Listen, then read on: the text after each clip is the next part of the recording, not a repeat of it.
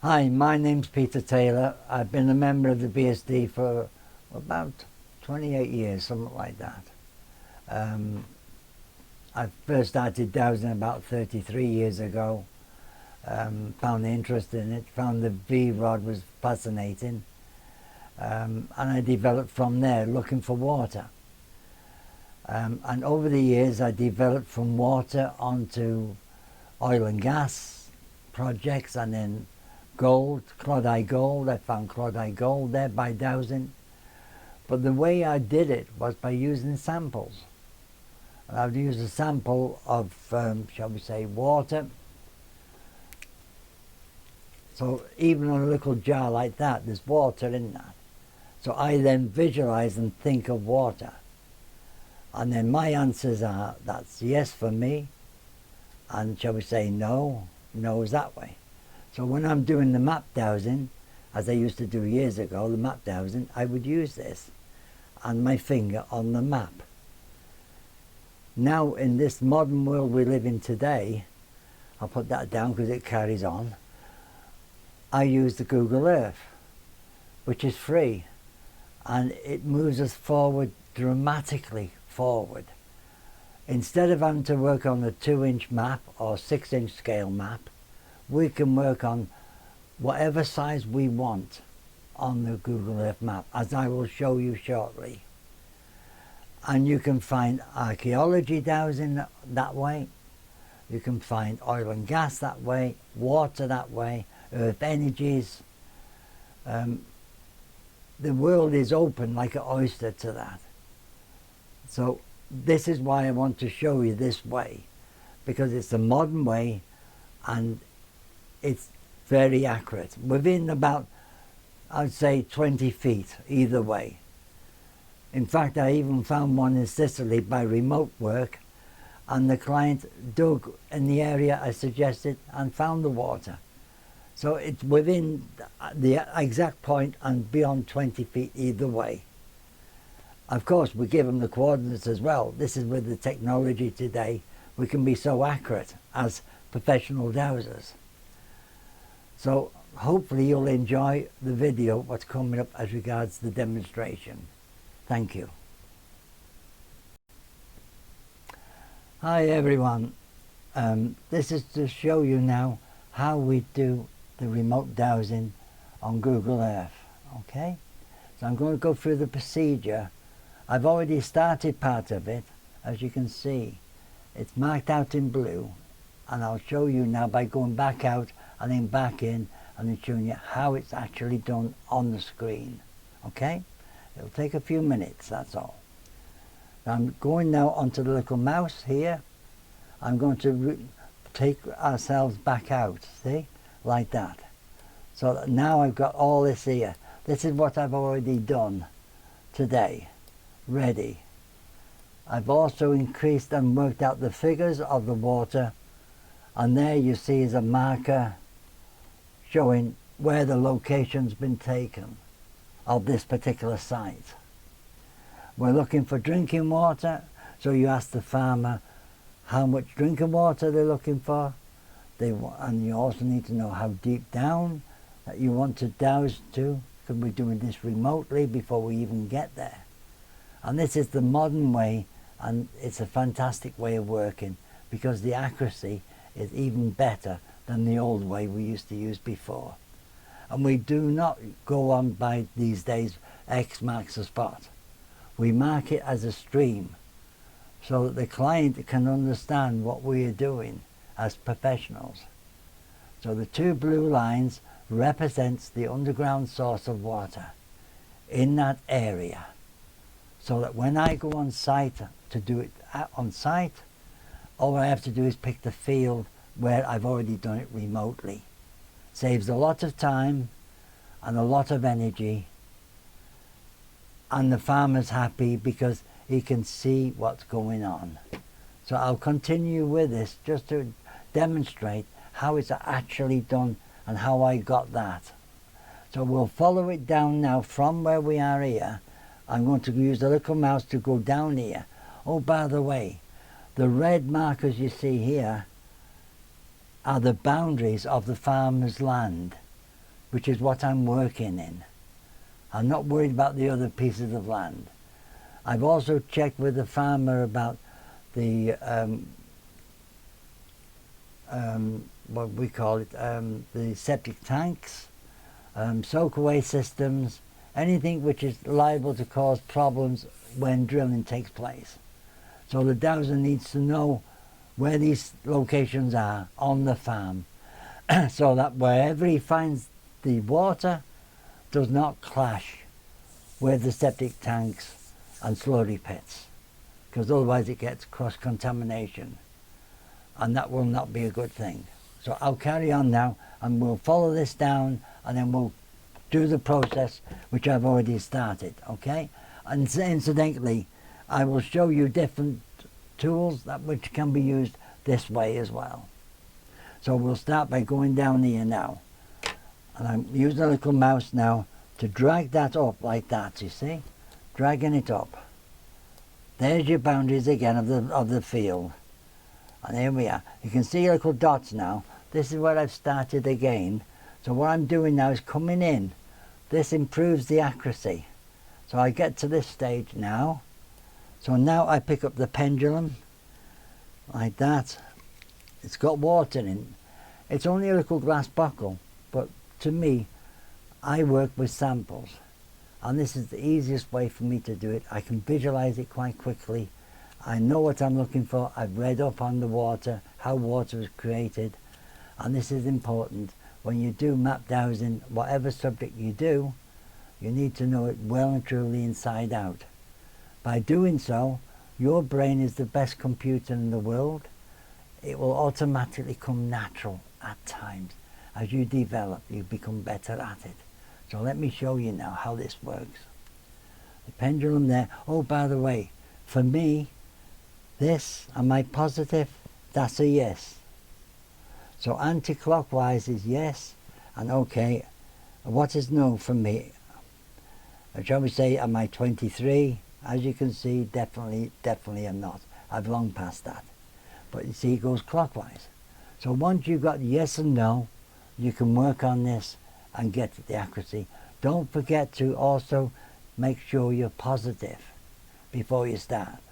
So before we complete that, we ask the question, how much am I positive before I do that? Am I more than 50% positive? Am I more than 60? More than 70?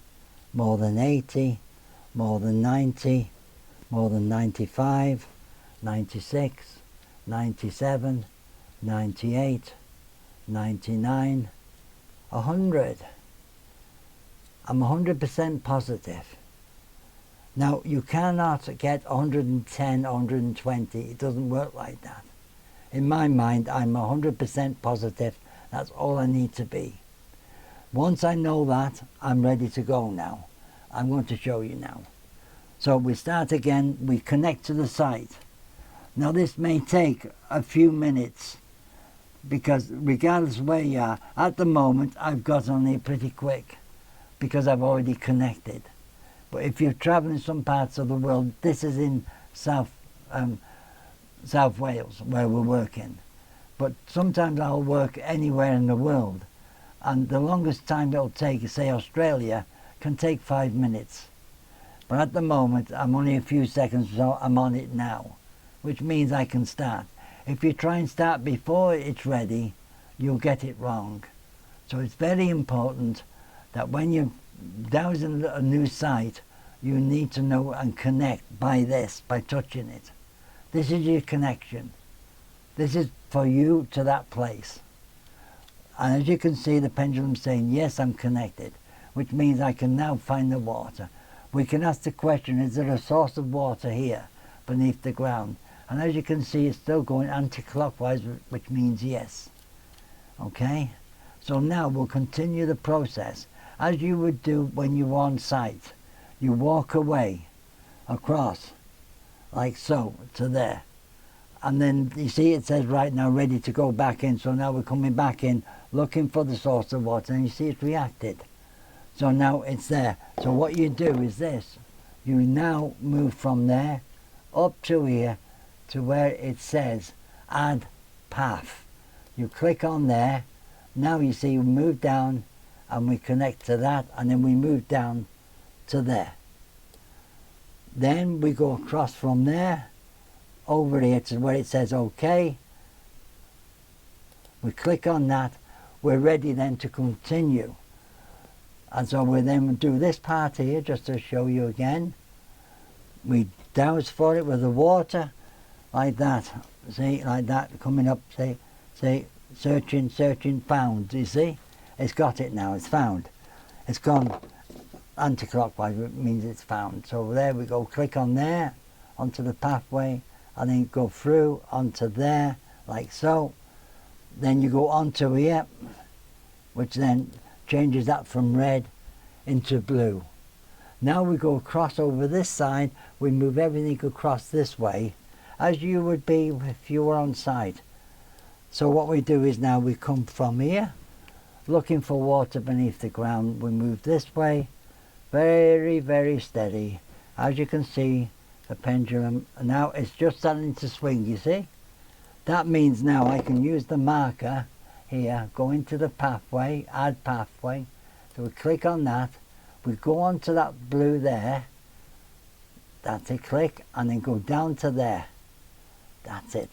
Then we go across here to there and say OK, that's it. This is doing the stream, what we talked about, like the two streams.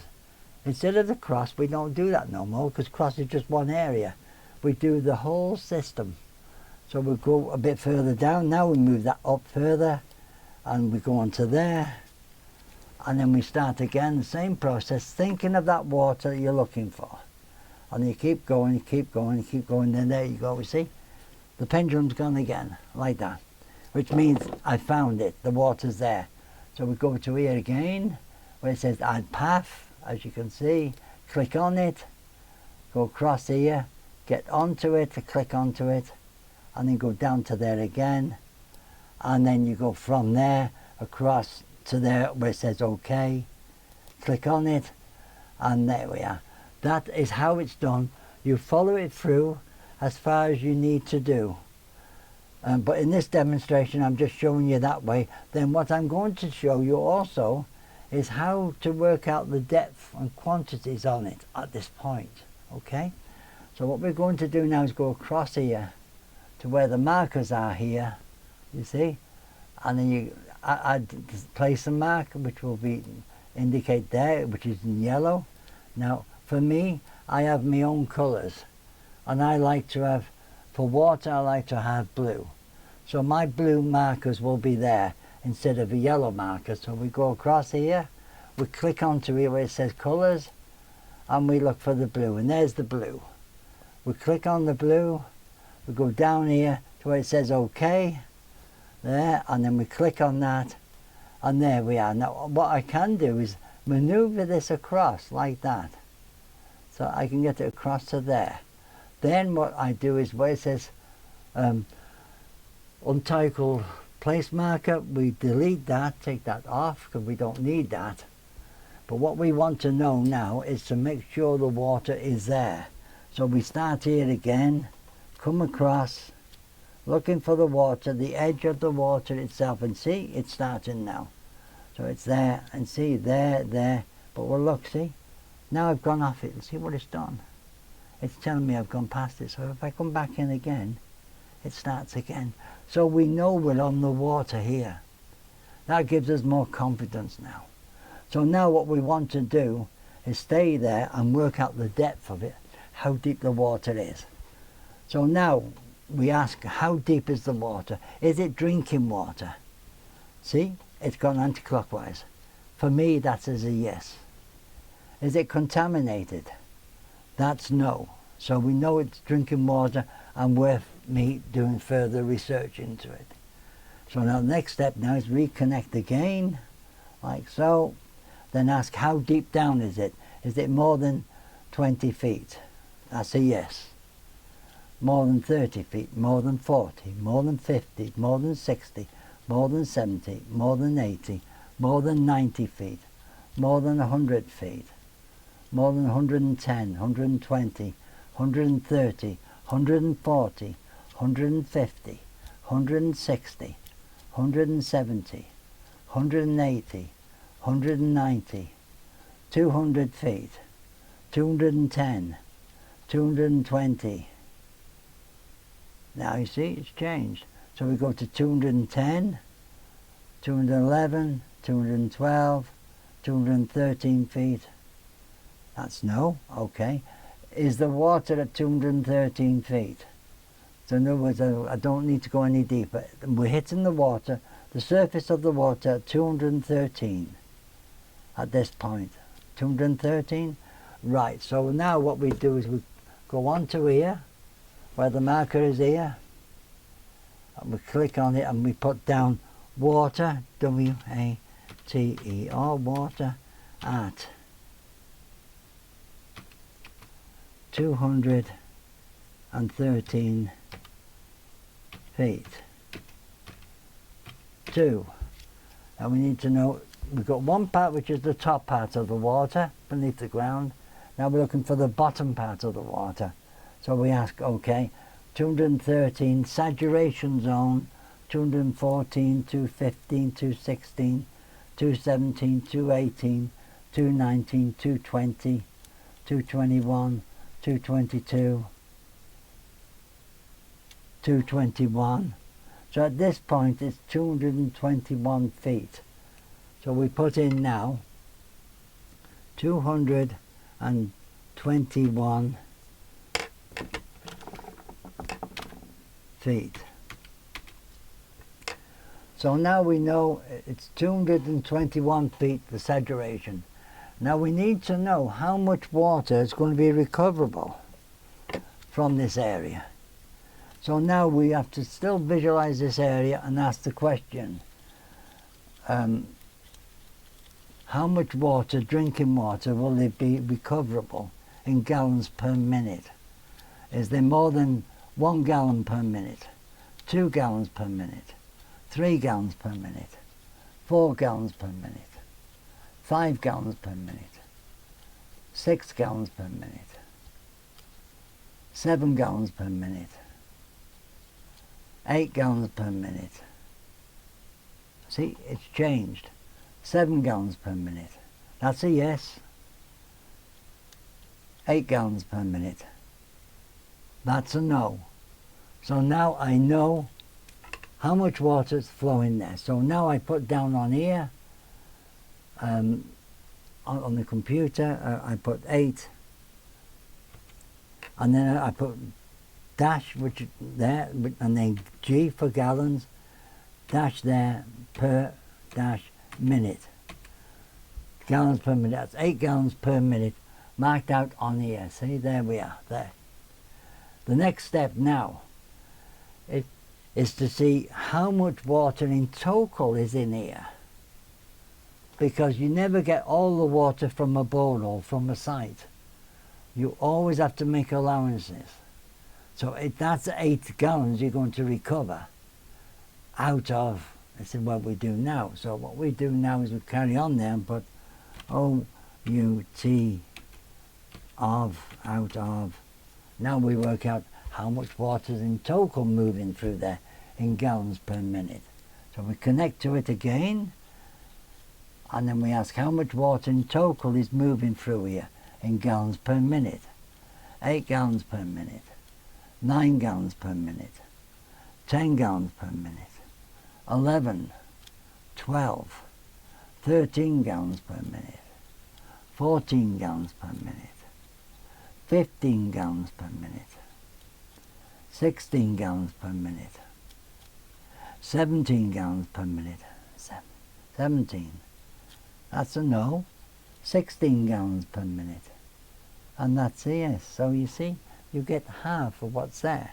So we've put it in now, 16 dot gallons dot per dot minute. That gives you then the quantity what's there. When they do the borehole, they drill a big hole, and we as dowsers tell them the quotations. We also have to tell them the volumes likely to be recovered. And we also suggest that not only do we do the depth count, but we suggest how far down beyond the source of water they go, okay? Which is what we're going to do. So this is why we go to there. So that other 8 gallons will swirl around the borehole and carry on.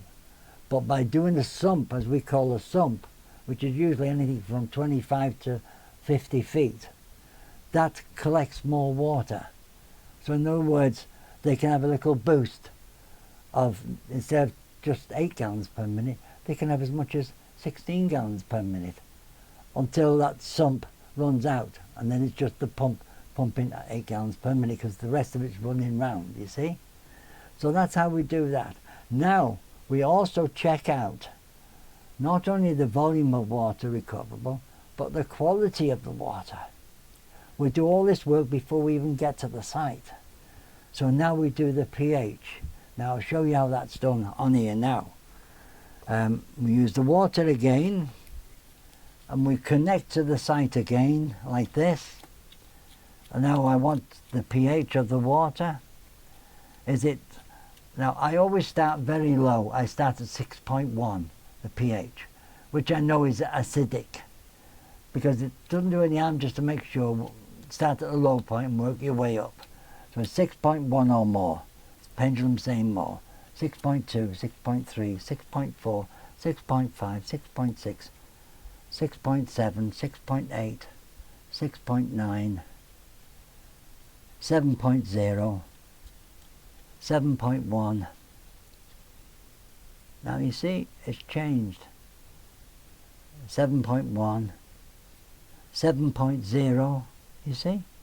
Now it's saying 7.0. So I put on there as a guide the pH, which is pH 7.0.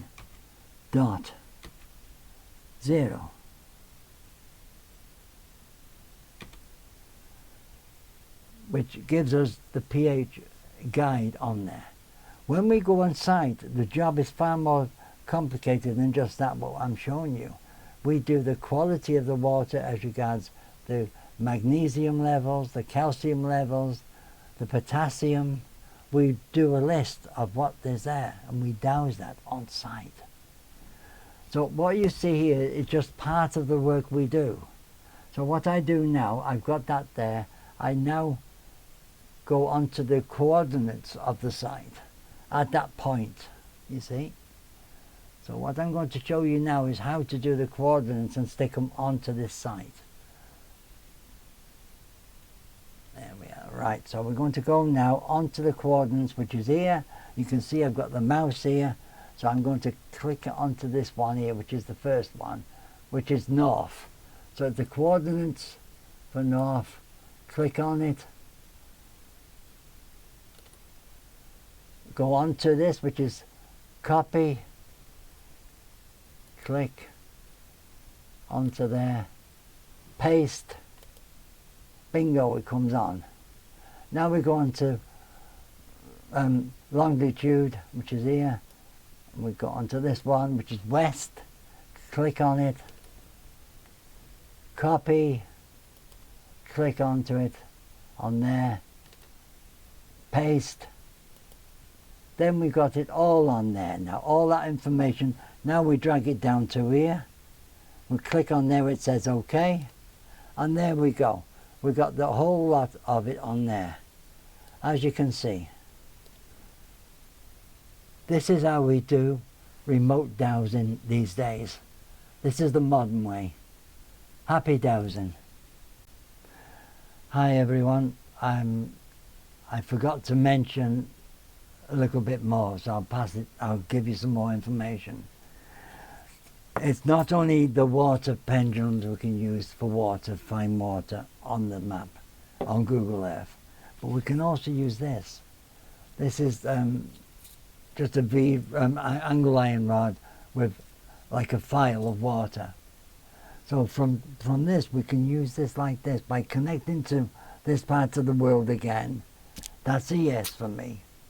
And then look for water beneath the ground, coming across like this, and it connects, you see. Even if I've gone after it, the rod will indicate to go back that way, and it comes in again for me, when this comes in to me, that means yes, or found. When it goes that way, that's no.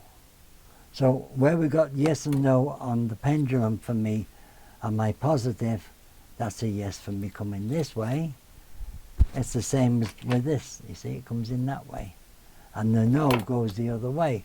For other people, it'll be different, because we're all different. Other people, the search area is like that, but for me, that's just it ready to start waiting for its command. The command comes from me to the pendulum, and then it goes forward. Now, we can also use this rod here, the pendulum. Remember, your hand is so important on this, all the sensitive parts. When you see me holding that with water in on there, it's important because that's where the nerve sensors are. And then me touching that is the connection. Remember that, because that's very important. See how it's going now? Looking for water, and it connects. So the same thing happens here with there. You put that on there, there. Another tip is to wet your hand and then put your cord in there. That's your water connection again, you see. So there's several ways of doing it. Now the other thing is minerals. This is coal. Now this particular site has got coal seams on it. Very important that we know about the minerals. So what we do is look from here and then look down to see where the coal seams are. And see there, it's crossing. Direction of it, the coal seam will be going that way. So it's coming through there. So if we come that way, it's there again. So you don't put a borehole there, you don't drill there, because there's a risk of hitting coal, which can be contaminated, or it could be some other mineral. So always when you do these jobs, you check out to see if there's any mineral deposits on there. The other important thing to remember, which I didn't do on the last part of the video, was once you've got the depth count and the sump, what is key important again is to make sure there is no faults, dry faults here. So we ask the question, connect me to this part. That's a yes. Is there any dry faults here beneath the ground within 300 feet of the surface? That's no. That says clear, it's clear. Because otherwise, if you don't check for that and the driller drills down and hits the dry fault, you'll lose all that water. And the client won't get the water and he won't be happy. So it's another important thing to remember when dowsing, is you've got to plan for other people as well as yourself of what you're doing. You've got to make sure that that area has got no wires overhanging where you're proposing to drill. Myself, personally on this, I propose that we drill further up here, in this area here, where it's easy to get access. You've got to make sure access as well. And it's away from everything else here, because the coal seams are over here, you see. So that's the important thing to remember. Check for mineral deposits, find out the depth of them, compare it with the depths that you're going to. And if the depth of the mineral deposits or coal is higher, then, and your water is lower, that's okay, as long as it's separate. Okay, so that is useful to know. You can use this method on earth energies. You can use an angle line like this if you want, and check out to see if there's any detrimental energies there. That doesn't seem to go with any detrimental energies. Same here. Looking for them, and go different ways like that. You do a sweep different ways. Now if I go out from here, just briefly to show you how it can work, and then go to there, then look for detrimental energies. I start swinging here, and there's one here, you see. So then we look which way it's going across there. So then you mark that one out. And then you can also change it. You can still do it on here. You don't have to be on site these days. You can actually do this work remotely on Google Earth and change the energies into good energies. I look at energies as bad energies as black, and good energies, beneficial energies, as white. Good and bad. I make it simple for myself, and I work that way. When you're doing energies, changing energies, even on here, you've got to find where the energy is coming from, which way is it coming from. And you change it back all the way through to its core, and you change it where it's going to, and change it that way into white energy. So you go like this, for instance, like this, looking for bad energies, detrimental energies. There it is here, right. Where's it coming from, and see which way it's coming from. It's coming this way, okay. So then you concentrate here, all across here, of that energies, and you use your hand and do that. But only if you're on site. If you're not on site, you've got to do it this way and change the energies right to its core. You keep saying that. Change the bad energy from here to its core, and eventually what happens is the pendulum will stop spinning, and then you turn the other way and face the energies where it's going to, and transform that into good energies. It's what we call transformation of energies. So it can be done that way. You can use this method of dowsing for archaeology dowsing. You can do it for healing, for houses. Change the houses, the energies, what's in it, by picking them up on Google Earth. You've noticed this little old building here. Well, if that was a building structure there, we could check that for bad energies. And let's see if there's any bad energies there. No, there's not. So we've no need to touch it. But if I was called to a client and there was bad energies there, that's what I would do. I would change the energy into good energies from bad energies. You can also use it for earth energies, in other aspects of earth energies, and you can use it for healing as well. It all helps to make people better. You can also use it from pictures of people as well on there. You can check on there whether or not the energies are good around them, the auras. It can all be done on Google Earth. And this is the beauty of it, and it really is the modern way for all dowsing now. Thank you.